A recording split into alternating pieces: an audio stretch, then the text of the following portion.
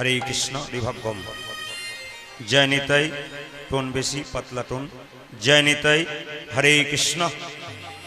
आजकेर এই महती हरिबासरे যারা কীর্তন গান শ্রবণ করার জন্য বহু দূরাবর্তী থেকে এসেছেন তাদের চরণে কীর্তনিয়া প্রদীপপাল এবং সম্প্রদায়ের কোটি কোটি দণ্ডবত প্রণাম রইল।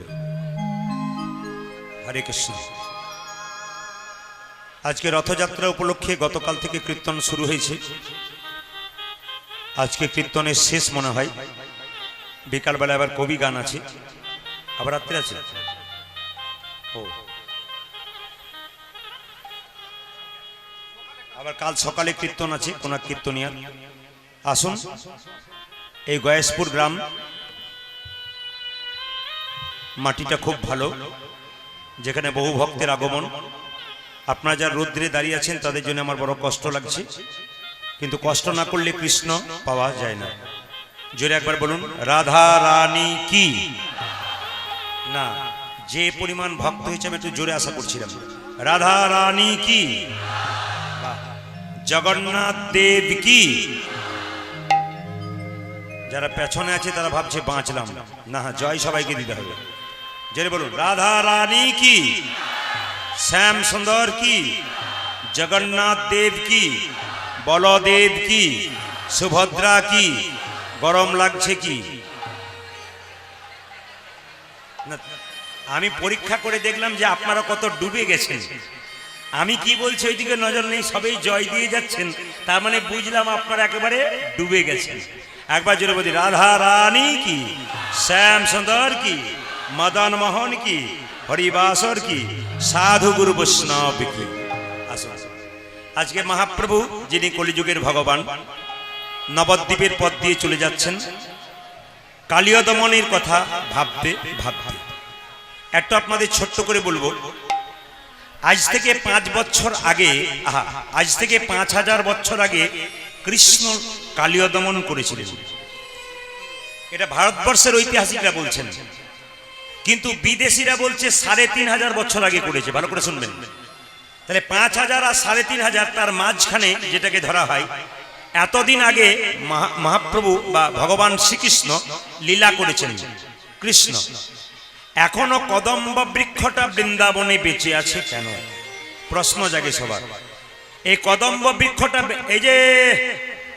এই কদম্ব বৃক্ষটা বেঁচে থাকার কতগুলো কারণ আছে।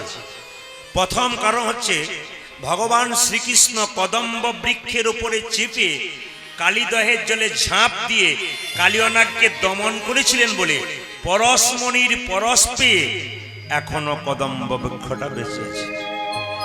দ্বিতীয় কারণ বলা হয় ওই কদম্ব বৃক্ষটা হচ্ছে স্বয়ং মা লক্ষ্মী। যারা মন দিয়ে শুনবেন তত্ত্বকথা তারা শুনে নিন। কালিয় দমন লীলা শুনছেন বহুদিন ধরে, কিন্তু ব্যাখ্যাগুলো শুনবেন কেন এখনো পর্যন্ত কদম্ব বৃক্ষটা বেঁচে আছে। সাপেদের মায়ের নাম সাপেদের মায়ের নাম হলো কদ্রু। সাপেদের মায়ের নাম হলো কদ্রু, আর পাখিদের মায়ের নাম হলো বিনতা। এই কদ্রু আর বিনতা দু বোন ছিল, একজন স্বামী, মানে একজনের সঙ্গে বিয়ে হয়েছে দু বোনের। আচ্ছা মায়েরা বলুন তো, যদি দু বোন হয় আর একটা স্বামী হয় তাহলে বনে বনে খুব মেল হয়, গলায় জড়াজড়ি ধরে করে বসে থাকে। মায়েরা বলছে কি যে হয় ওটা আমরা ছাড়া আপনারা কি করে বুঝবেন। তা কদ্রুর সঙ্গে বিনতার সবসময় নিতাই গৌর হরিবোল লেগেই আছে। কদ্রু ছোট, বিনতা বড়, বড়দের একটু মান সম্মান থাকে, ছোটদের ভুলগুলোকে কিছু মনে করে না। একদিন ঝগড়া হয়ে গেল দুজনে, ইন্দ্রের ঘোড়ার লেজের রংটা কেমন, ইন্দ্রের ঘোড়ার লেজের রংটা কেমন। বিনতা বলল ইন্দ্রের ঘোড়ার লেজের রং হচ্ছে সাদা। কদ্রু বলছে আমি মানবো না, কালো। ও বলে সাদা, এ বলে কালো। কদ্রু বলে কালো, বিনতা বলে সাদা। হঠাৎ এক সময় কদ্রু খবর নিয়ে দেখলো যে ইন্দ্রের ঘোড়ার লেজটা হচ্ছে সাদা। কি করা যায়? সাপেদের মা ডাকলো, এ কালিয়নাগ সোনা, এ বাসুকিনাথ সোনা, এইদিকে আয় বাবা। বলে কি? না, ইন্দ্রের ঘোড়ার লেজটার উপরে তোরা একবারে পাক দিয়ে দিয়ে থাকবি, দূর থেকে দেখলে যেন মনে হয় ইন্দ্রের ঘোড়ার লেজটা কালো। মা যদি কুমাতা হয় তবে সন্তানকে কুশিক্ষা দেয়, তবে মা যদি মায়ের মতো না হয় সে মাকে ত্যাগ করা যায়। ভরত 14 বছর কৈকেয়ীকে মা বলে নাই, রামচন্দ্রকে বনবাসে পাঠিয়ে দিয়েছিল। গুরু যদি গুরুর মতো না হয় সেই গুরুকে ত্যাগ করা যায়। বলি রাজা ত্যাগ করেছিল শুক্রাচার্যকে। বাবা যদি বাবার মতো না হয় সেই বাবাকে ত্যাগ করা যায়, ত্যাগ করেছিল ভক্ত প্রহ্লাদ হিরণ্যকশিপু। এই জন্য বাবা যদি ঠিক মতো না হয় তবে তাকে ত্যাগ করা যায়। যেই না কালো কালো সাপগুলো ইন্দ্রের ঘোড়ার লেজটাকে জড়িয়ে ধরলো, এখন জিতে গেল কদ্রু। এ বিনতা দিদি, এ তুই যে বললি সাদা, আই দেখ কালো, এখন সত্যি তো কালো দেখাচ্ছে। বিনতাকে কদ্রু বলল, তোকে আমার দাসী বৃত্তি করতে হবে, আমার কাপড় কেচে দিবি, আমার বিছানা পরিষ্কার করে দিবি, আমার পা দেবে দিবি, আমার পায়ে তেল দিয়ে দিবি, তোকে দাসী বৃত্তি। তবে তোর এই দাসী বৃত্তি থেকে মুক্তি পাবি যেদিন তোর ছেলে স্বর্গ থেকে ইন্দ্রের সঙ্গে যুদ্ধ করে অমৃত এনে আমার ছেলে সাপেদেরকে দিতে পারবে, সেই দিন তুই দাসী বৃত্তি থেকে মুক্তি পেয়ে যাবি। এই দিকে তাকাবে মায়েরা, বিনতার কোনো ছেলে ছিল না। বিনতা তপস্যা করলো ভগবান বিষ্ণুর। ভগবান বিষ্ণু বললেন, ঠিক আছে আমি তোমাকে দিলাম। দুটো অণ্ড প্রবেশ করলো। অণ্ড মানে কি মা? ডিম। ডিম 5000 বছর পেরিয়ে গেল, অণ্ড থেকে কোনো বাচ্চাই বেরোলো না। হঠাৎ এক সময় বিনতা রেগে জোরে একটা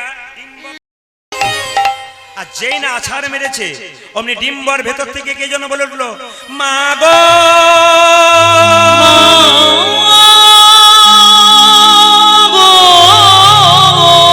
এ তুমি কি করিলে, মা কি করিলে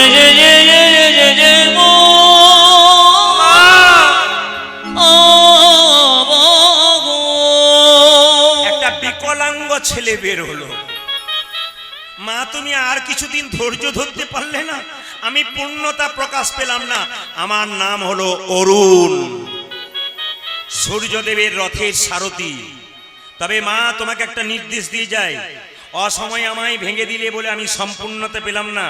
আমার ভাই ওই ডিম্বটার মধ্যে আছে, ওকে পূর্ণতা প্রকাশ করতে দাও। ওই ডিম্ব পূর্ণ যখন হলো, ওর থেকে বেরিয়ে এলো গরুর মহারাজ। ইন্দ্রের সঙ্গে যুদ্ধ করে অমৃত এনে বৃন্দাবনে কদম্ব বৃক্ষের ওপর রেখেছিল, তারপর কুশ ঘাসের ওপর রেখেছিল। আমি এই পর্যন্ত বললাম, ওই অমৃতটা এনেছিল কদম্ব গাছের মধ্যে স্পর্শ পেয়েছিল বলে এখনো অমর হয়ে আছে। মহাপ্রভু আজকে কি করছেন? ভক্তগণকে সঙ্গে নিয়ে মহাবদ্বীপের পথ দিয়ে যাচ্ছেন। আজ কালী দহ কালী দহ বলে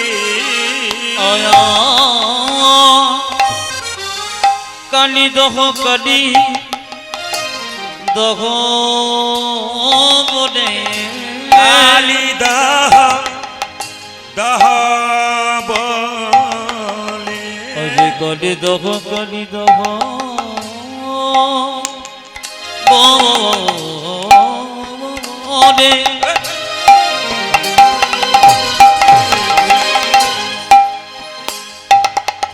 কালী দহ কালী দহ বলে,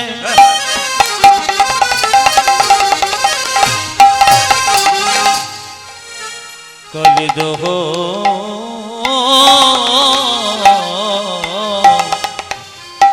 কালী দহ কালী দহ বলে। গোরয়ম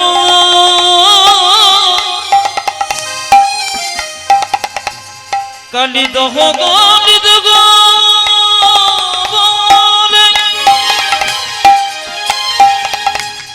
কালী দহ কালী দহ বলে গোরভ গোরয়ম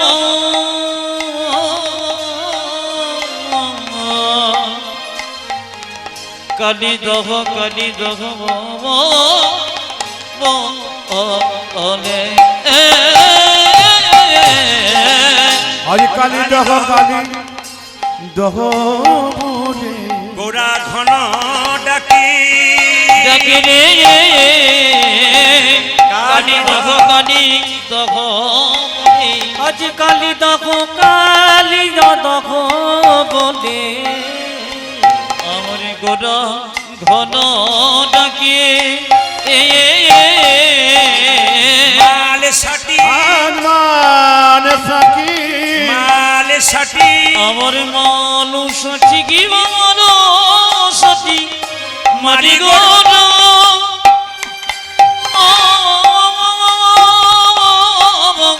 আমার যদি লবে ডাবে